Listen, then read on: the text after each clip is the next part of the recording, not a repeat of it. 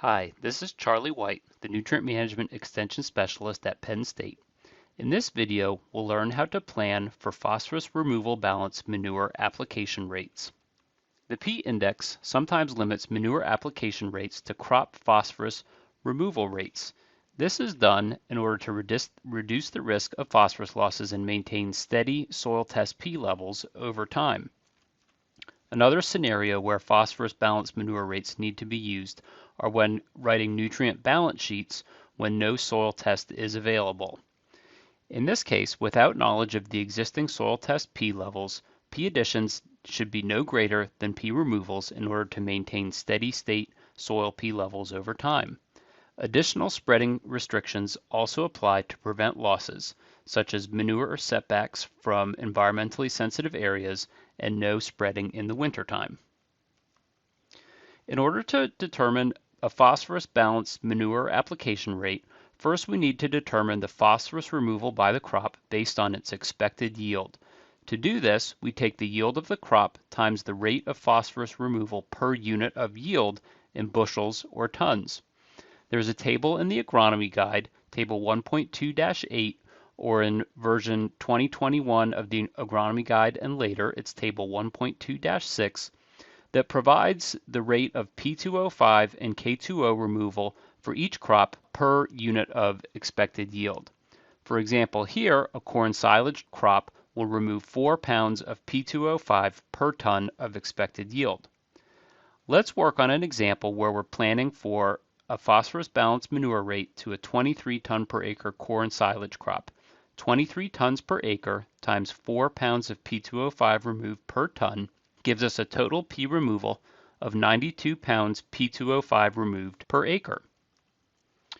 We can add this value to the top of the nutrient balance worksheet, and instead of placing it where we typically have a recommendation from a soil test for nutrients required, here we use the removal rate of 92 pounds P2O5 per acre for this 23 ton per acre corn silage crop.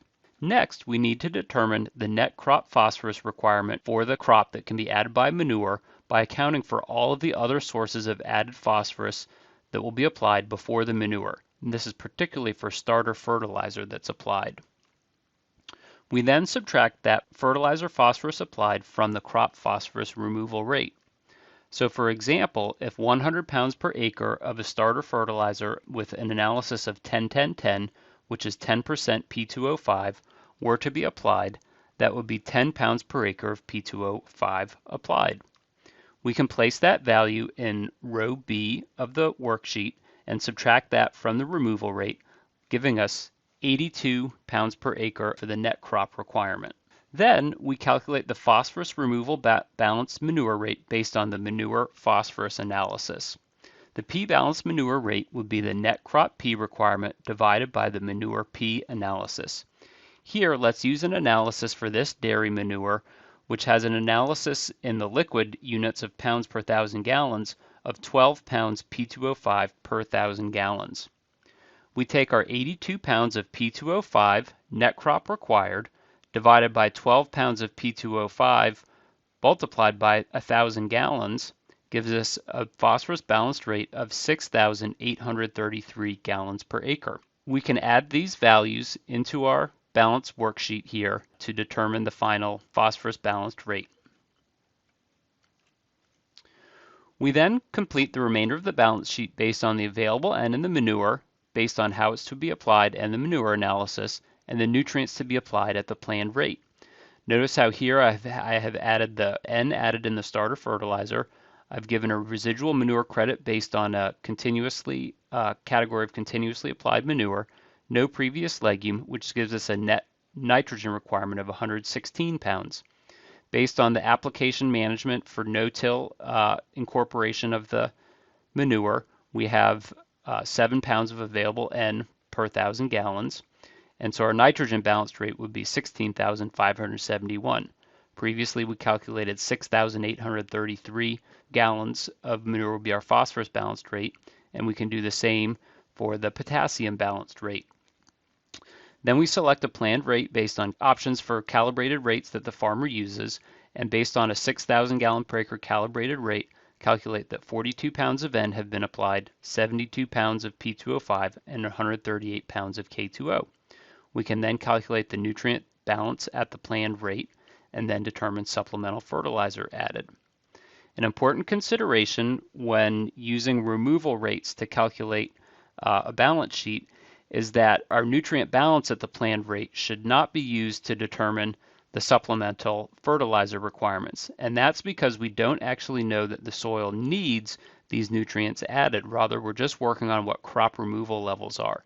If the soil tests happen to be high already for P and K, it would make no economic sense to continue adding purchased commercial fertilizer to complete the crop removal levels. Instead, we would just like to let the soils draw down in their nutrient levels more into the optimum range. A few things to be aware of. First, the planned rate must be less than both the phosphorus balanced rate and the nitrogen balanced rate. Otherwise, excessive N will be applied in the manure. Typically, that's not a problem, though, because of high phosphorus levels in the manure and relatively low crop phosphorus removal requirements. Instead, what is more likely to happen is that the phosphorus removal balanced rate will be quite low because of high phosphorus in the manure and low crop phosphorus removal rate. In order to allow for more manure to be applied, you could consider removing the starter fertilizer in order to allow for more manure to be applied.